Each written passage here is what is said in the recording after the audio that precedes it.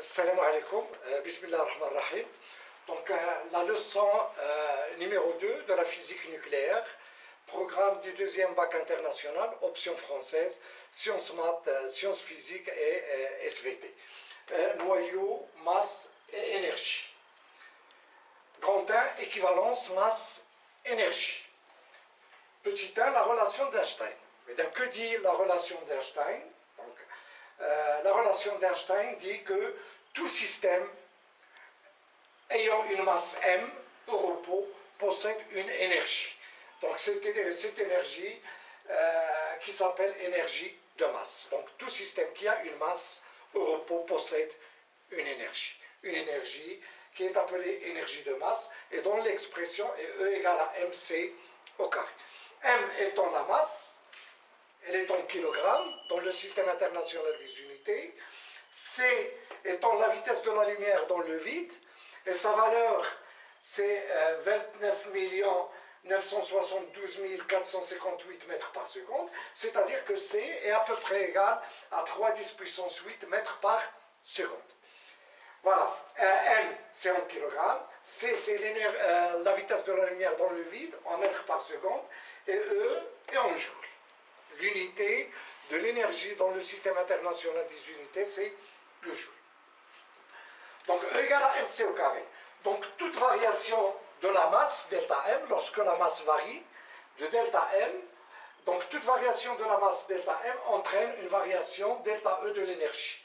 Donc la variation de la masse entraîne la variation de l'énergie. Si la masse augmente, une augmentation de la masse, delta m est supérieur à 0, donc on a delta E est supérieur à 0. Ça veut dire que le système reçoit de l'énergie. Et si le système, si la masse du système diminue, delta m est inférieur à 0, donc delta E est inférieur à 0, donc le système perd de l'énergie. Donc on va voir après qu'un système peut perdre, la masse d'un système peut diminuer et par conséquent il perd de l'énergie, il fournit de l'énergie. Petit 2, l'unité de la masse et de l'énergie en physique nucléaire. Donc en physique nucléaire, on ne va pas utiliser le kilogramme pour la masse. Bon, le kilogramme, c'est la masse, c'est l'unité de la masse dans le système international des unités, mais on va utiliser une unité convenable pour la masse. De même pour l'énergie, on va utiliser une autre unité convenable. Donc pour la masse, on utilise l'unité de masse atomique. L'unité de masse atomique, c'est l'unité convenable de la masse en physique nucléaire. Souvent, on écrit UMA, unité de masse atomique, ou tout simplement U. Donc, une unité de masse atomique, elle est égale à la masse d'un atome de carbone 12 sur 12. La masse d'un atome de carbone 12 sur 12. La masse d'un atome de carbone, on peut le calculer, c'est la masse molaire. C'est la masse molaire du carbone, 12, sur le nombre d'Avogadro. Voilà. Ça, c'est la masse de 1 mol d'atome. Donc, on le divise par le nombre d'Avogadro, à savoir que le nombre d'Avogadro est égal à 6,02 10 puissance 23 mol moins 1, et la masse molaire du carbone, c'est 12. Donc c'est 12 sur 6,02 10 puissance 23. Ça nous donne la masse d'un atome de carbone. On le divise par 12, et on trouve qu'une unité de masse atomique est égale à 1,66 10 puissance moins 27 kg. Donc ça, c'est l'unité convenable en physique nucléaire. On utilise cette unité, qui est égale à 1,66 10 puissance moins 27 kg. L'électronvolt, c'est l'unité convenable pour l'énergie en physique nucléaire. Et un électronvolt est égal à 1,6 10 puissance moins 19 joules. Ça, c'est l'unité convenable en physique nucléaire. C'est l'électronvolt. Donc on écrit l'électronvolt. Voilà, l'électronvolt.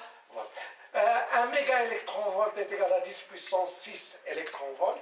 Un gigaélectronvolt est égal à 10 puissance 9 électronvolts. Donc 3,2, On a dit qu'il y a équivalence entre la masse et l'énergie. Donc on va voir la relation qui existe entre l'unité de masse atomique et l'électron-volt qui est l'unité de la masse en physique nucléaire, l'unité convenable en physique nucléaire. Et U, c'est l'unité de la masse en physique nucléaire. On va chercher la relation qui existe entre la masse atomique U et l'électron-volt, EV. Donc on sait que E est égal à mc au carré. Ça, c'est la relation d'Einstein. Donc, si m est égal à 1U, une unité de masse atomique, donc si m est égal à 1U, ça veut dire que E est égal à 1U fois c au carré. J'ai remplacé la m par 1U. 1U, c'est 1,66, 10 puissance moins 27 kg. Et C, la valeur de C, c'est ça. C'est 29 972 458, le tout au carré, qui est égal à peu près à 3,10 puissance 8 mètres par seconde. Donc 1UC au carré, donc lorsqu'on fait ce calcul, on trouve qu'il est égal à 1,49242, 10 puissance moins 10 joules. On veut convertir cette unité en électron-volt, puisque un électron-volt est égal à 1,6 10 puissance moins 19 joules. Ça veut dire qu'un joule est égal à un électron-volt sur 1,6 10 puissance moins 19. Donc on divise le joule par 1,6 10 puissance moins 19 et ça nous donne l'électron-volt. Et tout calcul fait, ça nous donne 931,5 10 puissance 6 électron-volt. Et 10 puissance 6 électron-volt, c'est méga électron-volt. Donc 1 UC au carré, c'est-à-dire E égale à mc au carré, on a remplacé m par une unité de masse atomique, 1 UC au carré est égal à 931,5 MeV. Et souvent, on écrit que 1 U est égal à 931,5 MeV C au carré. Donc souvent, on écrit 1 U égale 931,5 MeV C moins 2. Cette relation est très importante. Et il sert beaucoup à simplifier les calculs de l'énergie en physique nucléaire. Donc ainsi se termine cette vidéo, cette partie. Et si vous aimez ce que je viens de faire, faites j'aime, partagez la vidéo et s'abonnez à la chaîne et à bientôt.